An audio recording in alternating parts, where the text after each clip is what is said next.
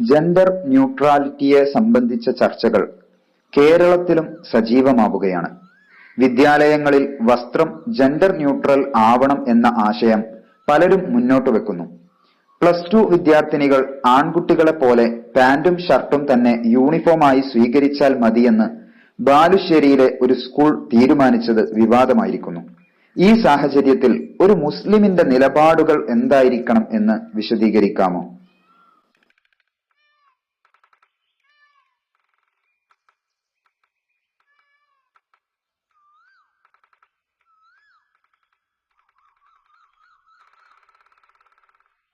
അസ്സലാമു അലൈക്കും വറഹ്മത്തുള്ളാഹി. ബിസ്മില്ലാഹിർ റഹ്മാനിർ റഹീം. അൽഹംദുലില്ലാഹി റബ്ബിൽ ആലമീൻ.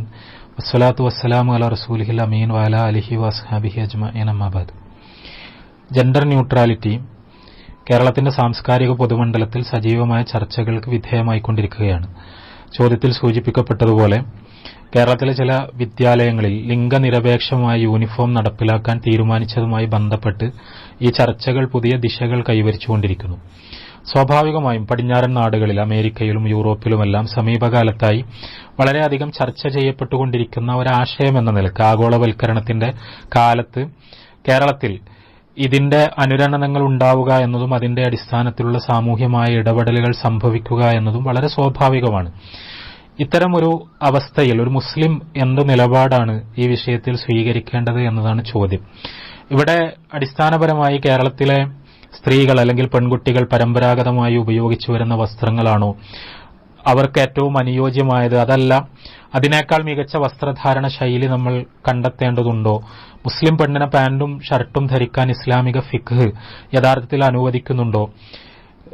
ലിംഗനിരപേക്ഷമായ ഒരു വസ്ത്ര സംസ്കാരം രൂപപ്പെടുത്തിയെടുക്കുന്നത് പെണ്ണിനെ അവരുടെ സോഷ്യൽ മൊബിലിറ്റിയെ കൂടുതൽ സഹായിക്കുമോ തുടങ്ങിയ ചോദ്യങ്ങളെയല്ല ഞാനിവിടെ അഭിമുഖീകരിക്കാൻ ശ്രമിക്കുന്നത്.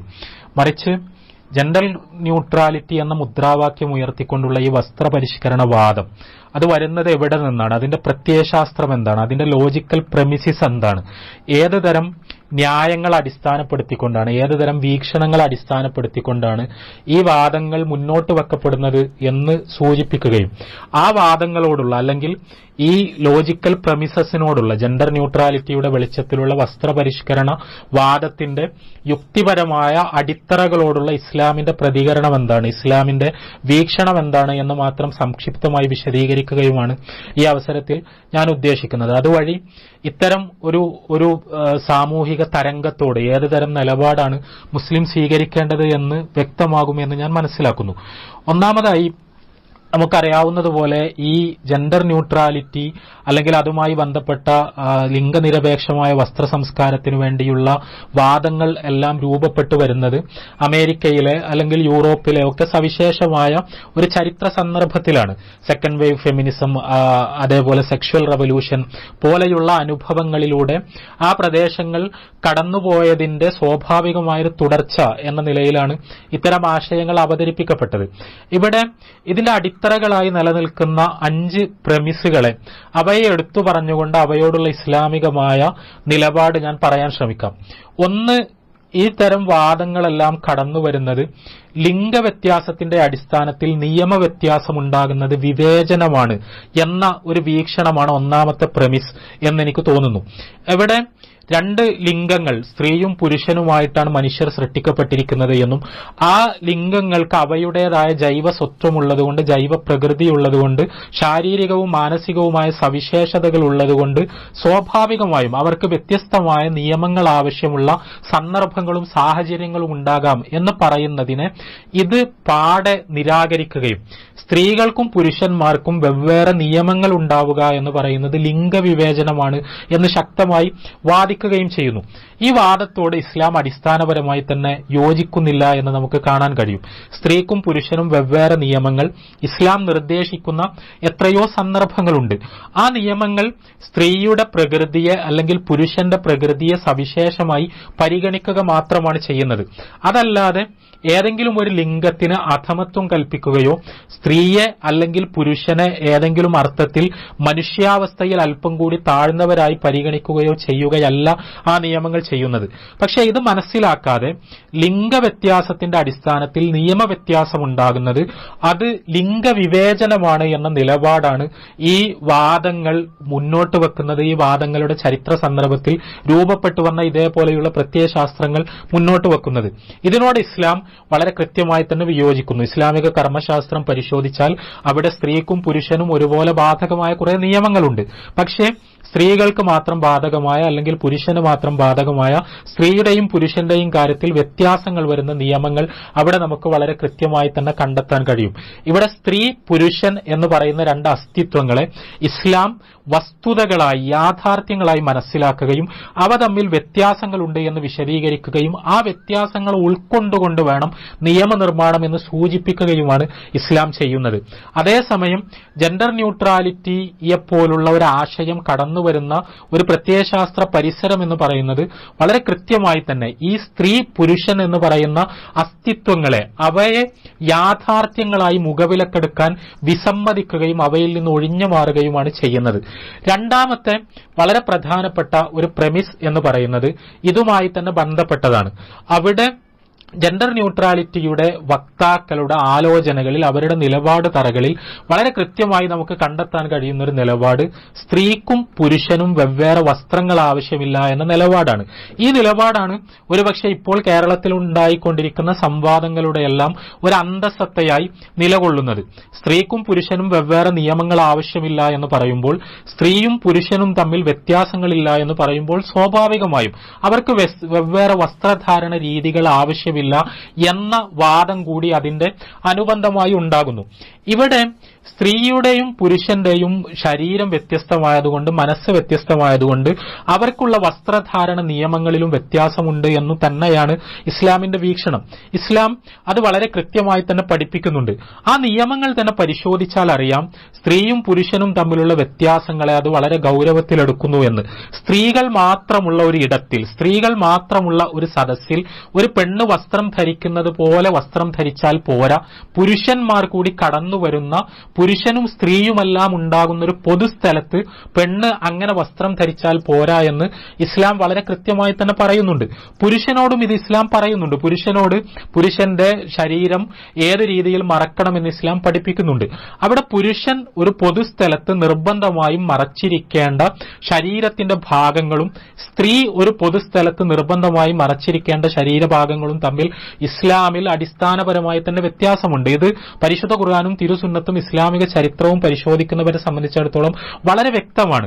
ഇസ്ലാം വളരെ കൃത്യമായി മുഖവും മുൻകൈയും ഒഴിച്ചുള്ള ശരീരഭാഗങ്ങൾ പൂർണ്ണമായി അയഞ്ഞ വസ്ത്രങ്ങൾ കൊണ്ട്, സുതാര്യമല്ലാത്ത വസ്ത്രങ്ങൾ കൊണ്ട് മറച്ചുകൊണ്ട് വേണം പുരുഷന്മാർ കടന്നുവരാനിടയുള്ള, അന്യപുരുഷന്മാർ കടന്നുവരാനിടയുള്ള ഒരു പൊതു ഇടത്തിൽ ഒരു സ്ത്രീ കടന്നുവരാൻ എന്ന് ഇസ്ലാം വളരെ കൃത്യമായി തന്നെ നിഷ്കർഷിക്കുന്നു. എന്നാൽ ഒരു പൊതുസ്ഥലത്ത് പുരുഷന് ബാധകമായ നിയമങ്ങൾ അങ്ങനെയല്ല. പുരുഷന് വ്യത്യസ്തമായ നിയമങ്ങളാണ്. ഇവിടെ പെണ്ണിന്റെ ശരീരം വ്യത്യസ്തമാണ് എന്നും ആ പെൺ ശരീരം മറ്റു പുരുഷന്മാർ കാണുന്ന സ്ഥലത്ത് വെച്ച് കവർ ചെയ്യപ്പെടേണ്ടത് സവിശേഷമായ ഒരു രീതിയിലാണെന്നും അത് പുരുഷന്റെ ശരീരം കവർ ചെയ്യപ്പെടുന്നതിനേക്കാൾ കൂടിയ അളവിൽ കവർ ചെയ്യപ്പെടേണ്ടതുണ്ട് എന്നും ഇസ്ലാം വളരെ കൃത്യമായി തന്നെ പഠിപ്പിക്കുന്നുണ്ട്. ഇതിന് നേരത്തെ പറഞ്ഞ രണ്ട് ലിംഗങ്ങൾക്ക് രണ്ട് നിയമമായതുകൊണ്ട് ഇത് ലിംഗവിവേചനമാണ് എന്നവർ ആരോപിക്കുന്നു. എന്നാൽ ഇസ്ലാം വളരെ കൃത്യമായി തന്നെ ഇതിനോട് വിയോജിക്കുകയാണ് ചെയ്യുന്നത്. നമുക്ക് ആധുനിക കാലഘട്ടത്തിൽ സെക്ഷുവൽ റവല്യൂഷന്റെ, സെക്കൻഡ് വേവ് ഫെമിനിസത്തിന്റെ ഒക്കെ അനുബന്ധമായി ഉണ്ടായ, പ്രത്യേകിച്ചും അമേരിക്കയിലൊക്കെ ഉണ്ടായ സാമൂഹ്യ മാറ്റങ്ങൾ, ആ സാമൂഹ്യ മാറ്റങ്ങൾ പരിശോധിച്ചാൽ ഇത് വളരെ പ്രകടമാണ്. അവിടെ സ്ത്രീ അവരുടെ ശരീരം കവർ ചെയ്തുകൊണ്ട് വേണം, അവരുടെ ശരീരത്തിന്റെ നല്ലൊരു ഭാഗവും കവർ ചെയ്തുകൊണ്ട് വേണം അന്യപുരുഷന്മാരുള്ള പൊതുസ്ഥലങ്ങളിലേക്ക് കടന്നു വരാൻ എന്ന അവിടെയും നിലനിന്നിരുന്നൊരു സാമൂഹ്യ വീക്ഷണത്തെ വളരെ ശക്തമായി ചോദ്യം ചെയ്തുകൊണ്ട് പെൺ ശരീരം മറച്ചുവെക്കപ്പെടാനുള്ളതല്ല എന്ന് പ്രഖ്യാപിക്കുകയും പുരുഷനെ പോലെ പൊതുസ്ഥലത്ത് പെൺ ശരീരം എക്സ്പോസ്ഡ് ആവണം എന്ന വാദം മുന്നോട്ട് വെക്കപ്പെടുകയും ചെയ്തു. പുരുഷ ശരീരം വസ്ത്രധാരണം കൊണ്ട് അധികമൊന്നും ആ കാലഘട്ടത്തിൽ എക്സ്പോസ്ഡ് ആയിരുന്നില്ലെങ്കിൽ പോലും പുരുഷന് അങ്ങനെ ചെയ്യാനുള്ള സ്വാതന്ത്ര്യമുള്ളതുപോലെ പെണ്ണ് അവളുടെ ശരീരം പ്രത്യേകമായി മറച്ചു വെക്കേണ്ടതില്ല എന്നും അവൾക്ക് അവളുടെ ശരീരത്തെ ബോഡിയെ ഏത് രീതിയിലും എക്സ്പോസ് ചെയ്യാമെന്നുമുള്ള വാദം ഉന്നയിക്കപ്പെട്ടു. ഈ വാദത്തിന്റെ അടിസ്ഥാനത്തിലാണ് നമ്മൾക്കറിയാം സ്ത്രീകൾ ധരിച്ചിരുന്ന സ്കേർട്ട് പോലുള്ള വസ്ത്രങ്ങളെ മാറ്റിക്കൊണ്ട് ആ സ്കേർട്ടിന്റെ ഇറക്കം കുറച്ചുകൊണ്ട് മിനി സ്കേർട്ട് പോലുള്ള വസ്ത്രങ്ങൾ ഉണ്ടായി. സ്ത്രീകൾക്ക് പാൻസ്, ട്രൗസേഴ്സ് വ്യാപകമായി ഉപയോഗിക്കപ്പെടുന്ന സ്ഥിതിവിശേഷമുണ്ടായി. ജീൻസ് സ്ത്രീയും പുരുഷനും ഉപയോഗിക്കുന്ന സ്ഥിതിവിശേഷമുണ്ടായി.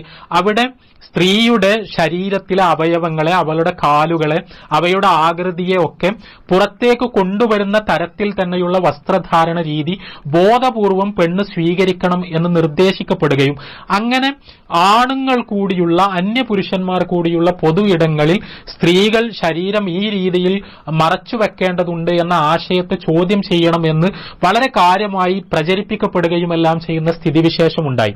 ഇതിന്റെ ഒരു അനുബന്ധം എന്ന നിലയിൽ തന്നെയാണ് കേരളത്തിൽ നമ്മളിപ്പോഴും ഉണ്ടായിക്കൊണ്ടിരിക്കുന്ന വിവാദങ്ങളെയും നോക്കിക്കാണേണ്ടത്. പുരുഷൻ ഏത് തരത്തിലുള്ള വസ്ത്രം ധരിക്കുന്നുവോ ആ തരത്തിലുള്ള വസ്ത്രങ്ങൾ മാത്രമേ പെണ്ണിനും ആവശ്യമുള്ളൂ.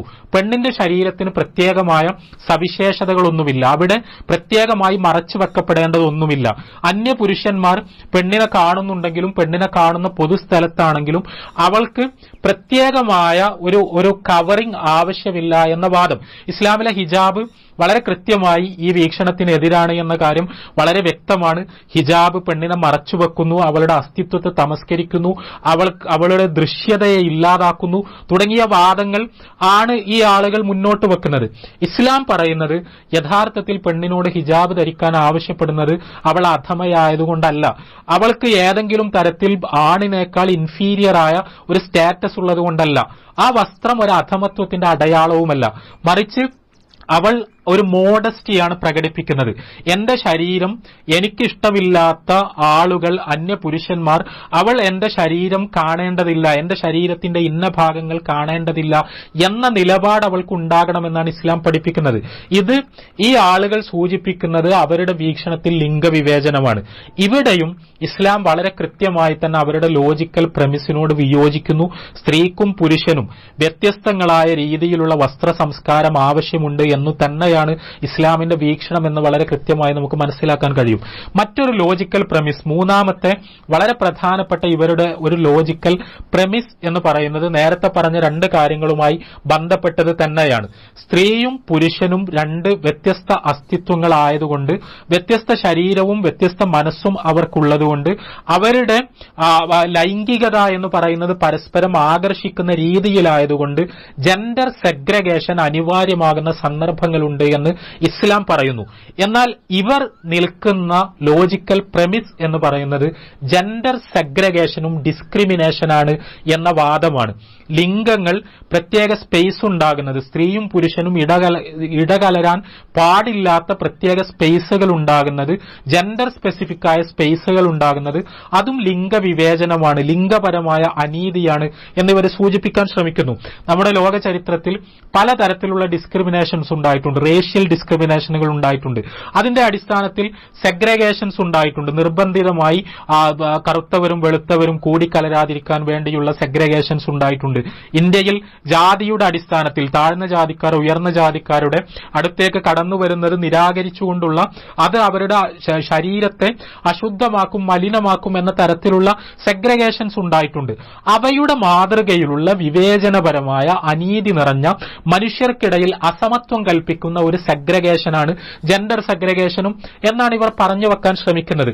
ഇവിടെ നമ്മുടെ സംസ്കാരത്തിന്റെ ഭാഗമായി, പാരമ്പര്യത്തിന്റെ ഭാഗമായി പെൺവിരുദ്ധമായ, പെണ്ണിനെ ചൂഷണം ചെയ്യുന്ന, പെണ്ണിനെ അടിച്ചമർത്തുന്ന പലതരം ഘടകങ്ങൾ നമ്മളുടെ പാരമ്പര്യത്തിലും നമ്മുടെ സംസ്കാരത്തിലുമൊക്കെ നിലീനമായി കിടക്കുന്നുണ്ട് എന്ന വസ്തുതയെ, അതിൽ നിന്ന് നമ്മൾ പുറത്തു കിടക്കേണ്ടതുണ്ട് എന്ന വസ്തുതയെ ഇവിടെ ആരും നിരാകരിക്കുന്നില്ല, നിഷേധിക്കുന്നില്ല. പക്ഷേ അതിൽ നിന്ന് പെണ്ണിനും ആണിനും പ്രത്യേകമായ നിയമങ്ങൾ ഉണ്ടാക്കുന്ന എല്ലാ സന്ദർഭങ്ങളും വിവേചനപരമാണ് എന്ന് വാദിക്കുമ്പോഴാണ് പ്രശ്നം.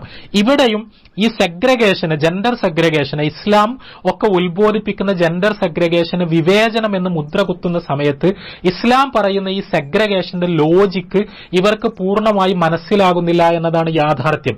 നേരത്തെ ഞാൻ സൂചിപ്പിച്ചതുപോലെ പെണ്ണ് അധമയായതുകൊണ്ടോ ആണിന് പെണ്ണിനേക്കാൾ സവിശേഷമായ ഔന്നത്യമുള്ളതുകൊണ്ടോ പെണ്ണിന്റെ സാന്നിധ്യം ആണിനെ ഏതെങ്കിലും അർത്ഥത്തിൽ അശുദ്ധനാക്കും എന്നതുകൊണ്ടോ ഒന്നുമല്ല ഇസ്ലാം ജെൻഡർ സെഗ്രഗേഷൻ ആവശ്യപ്പെടുന്നത്.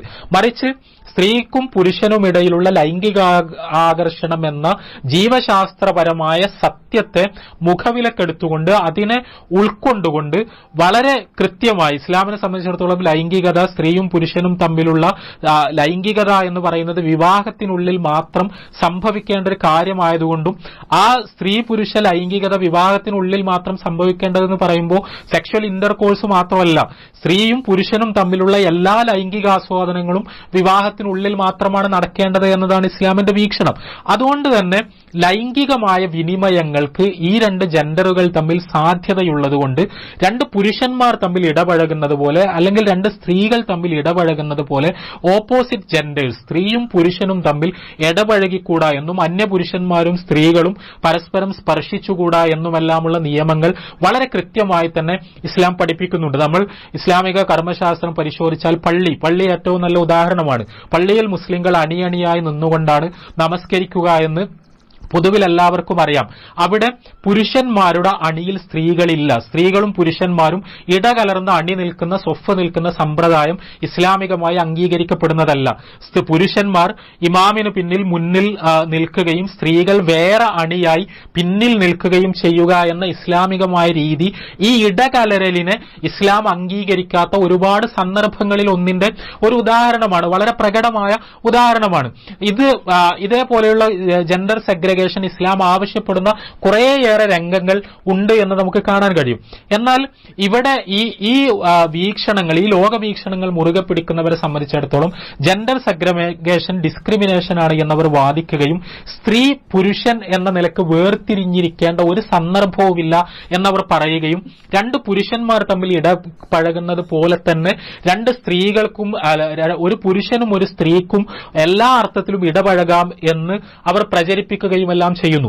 എങ്ങനെയാണ് യൂണിസെക്സ് എന്ന് പറയുന്ന ആശയം ഉണ്ടാകുന്നത്? നമ്മുടെ നാട്ടിലെ പലതും, ടോയ്ലറ്റുകൾ, വാഷ്റൂമുകൾ ഒരു ഉദാഹരണമാണ്.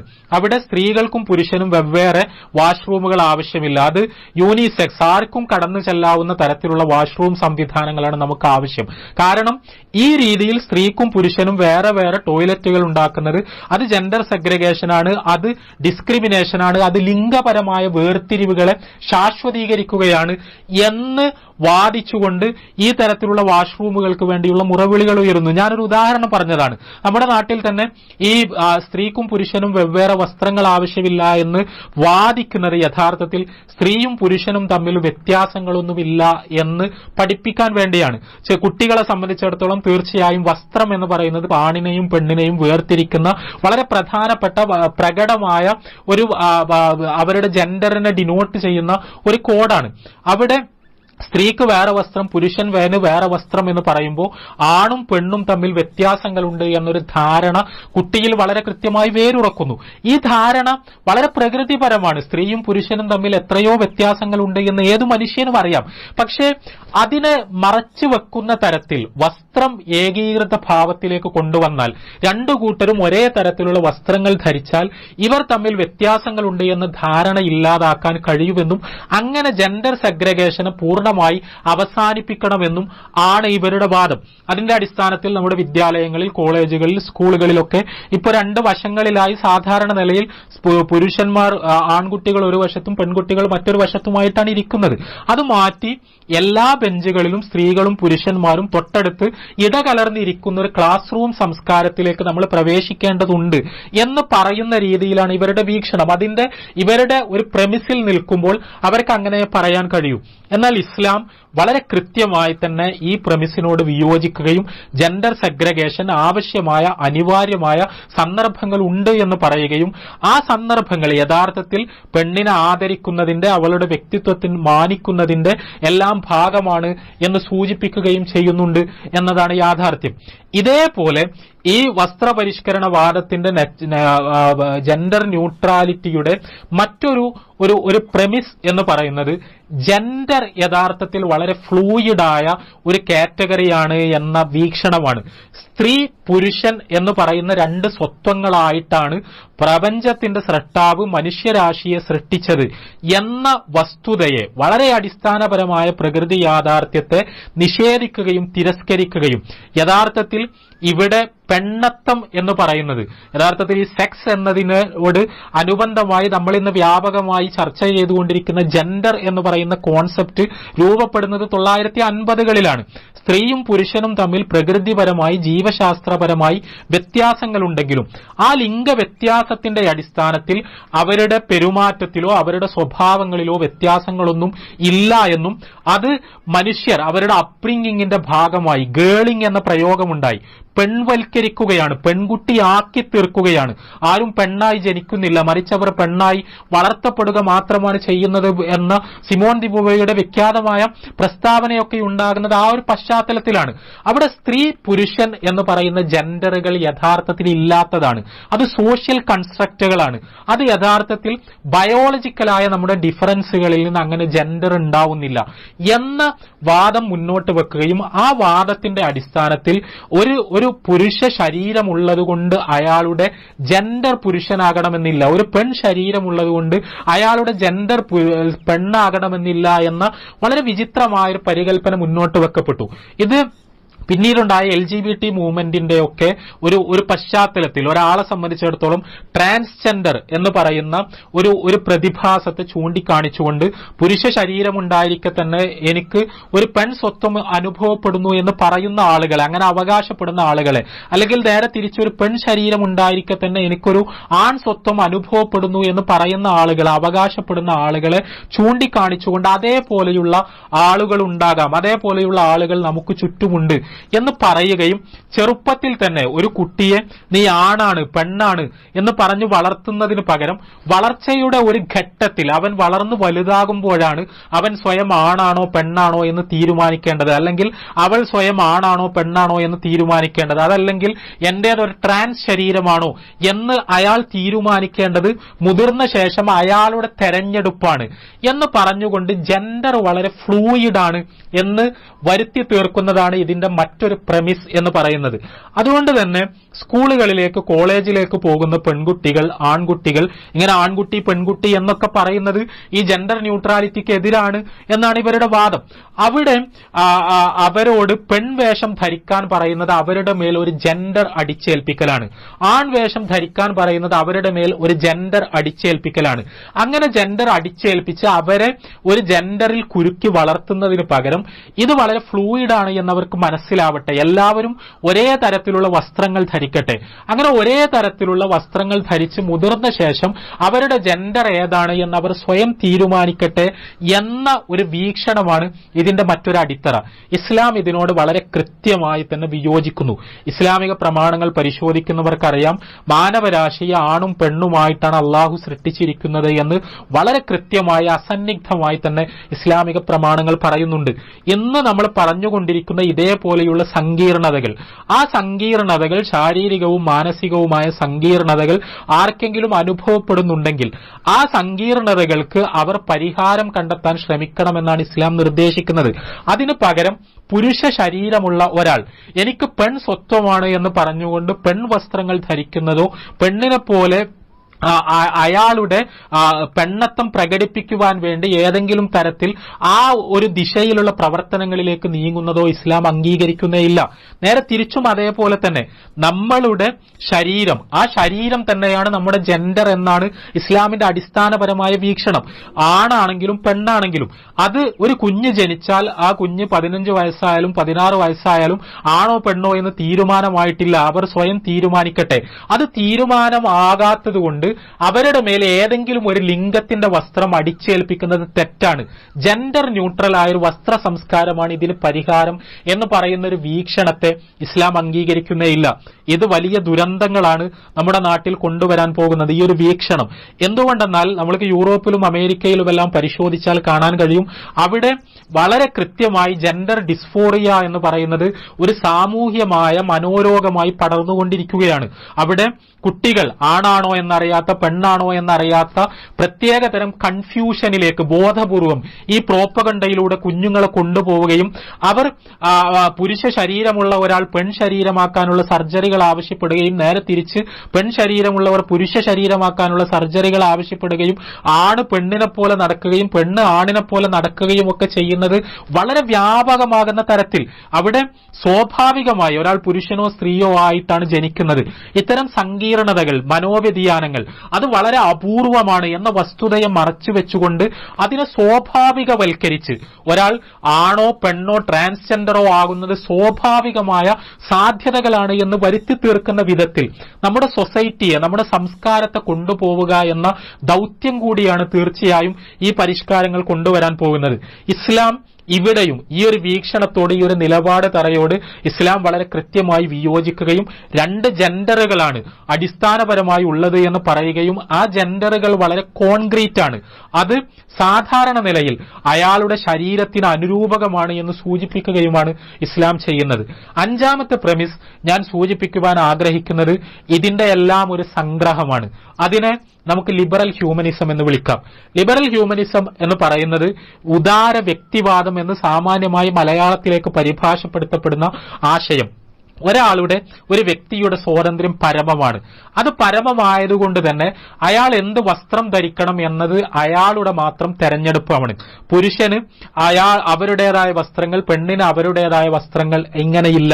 അവിടെ ഒരു പുരുഷനെ സംബന്ധിച്ചിടത്തോളം പെൺവസ്ത്രങ്ങൾ സ്വീകരിക്കാൻ അയാൾക്ക് ഇഷ്ടമുണ്ടെങ്കിൽ അത്തരം വസ്ത്രങ്ങൾ സ്വീകരിക്കാം. ഒരു പെണ്ണിനെ സംബന്ധിച്ചിടത്തോളം വസ്ത്രങ്ങൾ സ്വീകരിക്കാൻ അയാൾക്ക് ഇഷ്ടമുണ്ടെങ്കിൽ അത്തരം വസ്ത്രങ്ങൾ അയാൾ സ്വീകരിക്കാം. ഒരു പെണ്ണിനെ സംബന്ധിച്ചിടത്തോളം അവരുടെ ബോഡി എത്ര ഭാഗം എക്സ്പോസ് ചെയ്യണം, എങ്ങനെ കവർ ചെയ്യണം, അത് ടൈറ്റ് ആവണോ ലൂസ് ആവണോ, ഇതൊക്കെ അവരുടെ മാത്രം തെരഞ്ഞെടുപ്പാണ്. പുരുഷനെ സംബന്ധിച്ചിടത്തോളം ആണെങ്കിലും ഇത് അയാളുടെ മാത്രം തെരഞ്ഞെടുപ്പാണ്.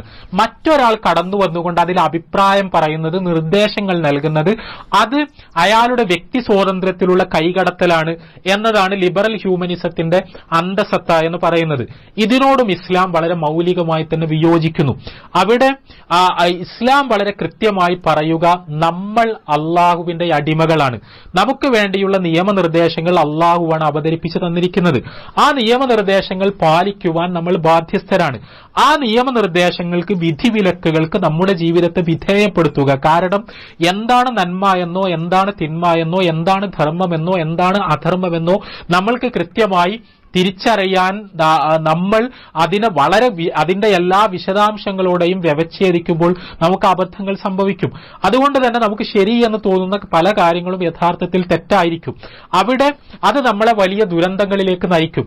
അവിടെ നമ്മുടെ ദേഹേച്ഛകളെ അന്ധമായി വിഗ്രഹവൽക്കരിക്കുകയോ പിന്തുടരുകയോ ചെയ്യുന്നതിന് പകരം നമുക്ക് മുകളിലുള്ള, നമ്മൾക്ക് മാർഗദർശനം നൽകുന്ന അള്ളാഹുവിന്റെ വിധിവിലക്കുകൾക്കനുസരിച്ച് നമ്മുടെ ജീവിതത്തെ ക്രമീകരിക്കുകയും നിയന്ത്രിക്കുകയുമാണ് ചെയ്യേണ്ടത് ഒരു മുസ്ലിം എന്നാണ് ഇസ്ലാമിന്റെ വീക്ഷണം.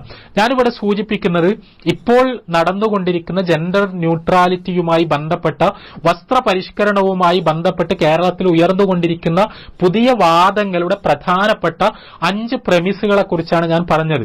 ഈ 5 പ്രമിസുകളോടും ഇസ്ലാം ആശയപരമായി വിയോജിക്കുന്നു, താത്വികമായി വിയോജിക്കുന്നു. അവിടെ ഏതെങ്കിലും ഒരു പർട്ടിക്കുലർ ഡ്രസ്സിംഗ് സ്റ്റൈലിന്റെ ശരിതെറ്റുകളെ കുറിച്ചല്ല ഞാൻ സൂചിപ്പിക്കുന്നത്. മറിച്ച് ഇസ്ലാം താത്വികമായി തന്നെ ഈ നിലപാട് തറകളോട് വിയോജിക്കുന്നത് കൊണ്ട് ഈ ആവശ്യങ്ങൾ ഉന്നയിച്ചുകൊണ്ടുണ്ടാകുന്ന ഈ സാമൂഹിക തരംഗത്തോട് ഇസ്ലാം അടിസ്ഥാനപരമായി വിയോജിക്കുകയാണ് ചെയ്യുന്നത് എന്ന കാര്യം വളരെ വ്യക്തമാണ്. ഇവിടെ മുസ്ലിങ്ങളെ സംബന്ധിച്ചിടത്തോളം അവർ വളരെ കൃത്യമായി മനസ്സിലാക്കേണ്ടത് ലോകത്തിന്റെ ഒരു സാംസ്കാരിക ക്രമം ഈ ഒരു ദിശയിലേക്കാണ് പോകുന്നത് എന്ന കാര്യം വളരെ വ്യക്തമാണ്. അത് സ്വാഭാവികവുമാണ്. കാരണം ക്ലാഷ് ഓഫ് സിവിലൈസേഷൻസ് പോലുള്ള ആശയങ്ങളുടെ അടിത്തറയിൽ മുസ്ലിം നാഗരികതകളെ അടക്കം, മുസ്ലിം നാടുകളെ അടക്കം പതുക്കെ അവരുടെ ഇസ്ലാമിക സംസ്കാരത്തിൽ നിന്ന് അവരെ വേർപ്പെടുത്തി ഈ തരത്തിലുള്ള ഒരു സാംസ്കാരിക ക്രമം ലോകത്ത് എല്ലാ ഭാഗങ്ങളിലും സൃഷ്ടിക്കുവാനുള്ള ശ്രമങ്ങൾ സാമ്രാജ്യത്വത്തിന്റെ മുൻകൈയിൽ വളരെ സജീവമായി നടന്നുകൊണ്ടിരിക്കുകയാണ്. ഒരുപക്ഷെ ഇന്ത്യയെ പോലുള്ള സെക്യുലർ നേഷൻ സ്റ്റേറ്റുകൾ മാത്രമല്ല, ഇസ്ലാമിക നാടുകൾ പോലും, ഇസ്ലാമിക സമൂഹങ്ങൾ പോലും അത്തരം ഒരു ഉദാര സാംസ്കാരിക ക്രമത്തിലേക്ക് പരാവർത്തനം ചെയ്യപ്പെടാൻ പോകുന്ന ഒരു യുഗസന്ധിയിലാണ് യഥാർത്ഥത്തിൽ അവിടെ നമ്മൾ ജീവിക്കുന്നത്. അവിടെ സിസ്റ്റം എങ്ങനെയൊക്കെ മാറി മറഞ്ഞാലും, നമ്മുടെ സാമൂഹ്യ ക്രമം എങ്ങനെയൊക്കെ മാറി മറഞ്ഞാലും, ഒരു വ്യക്തി എന്ന നിലയ്ക്ക് ഇസ്ലാമിക ധാർമ്മികതയെ ഉയർത്തിപ്പിടിച്ചുകൊണ്ട് ജീവിക്കുവാനുള്ള, അതിൽ യഥാർത്ഥത്തിൽ എന്താണ് ഇസ്ലാം പഠിപ്പിക്കുന്നത് എന്ന് കൃത്യമായി മനസ്സിലാക്കി അതിൽ അടിയുറച്ച് നിൽക്കുവാനുള്ള വിദ്യാഭ്യാസമാണ് യഥാർത്ഥത്തിൽ മുസ്ലിം സമുദായത്തിന് ഈ സമയത്ത് ഏറ്റവും ആവശ്യമായി ലഭിക്കേണ്ടത് എന്നാണ് ഞാൻ മനസ്സിലാക്കുന്നത്. അതോടൊപ്പം തീർച്ചയായും ഈ ലോജിക്കൽ പ്രമിസുകളിൽ നിന്നുണ്ടാകുന്ന ഇത്തരം വാദങ്ങൾ അത് സമൂഹത്തെ വലിയ ദുരന്തങ്ങളിലേക്ക് കൊണ്ടുപോകുമെന്നതുകൊണ്ട് ബൗദ്ധികമായി അവയോട് സംവാദങ്ങളിൽ ഏർപ്പെടാനും അവയുടെ അർത്ഥശൂന്യത ബോധ്യപ്പെടുത്താനും കൂടിയാണ് മുസ്ലിങ്ങൾ ശ്രമിക്കേണ്ടത് എന്നാണ് ഞാൻ മനസ്സിലാക്കുന്നത്. അസ്സലാമു അലൈക്കും വറഹ്മത്തുള്ളാഹി.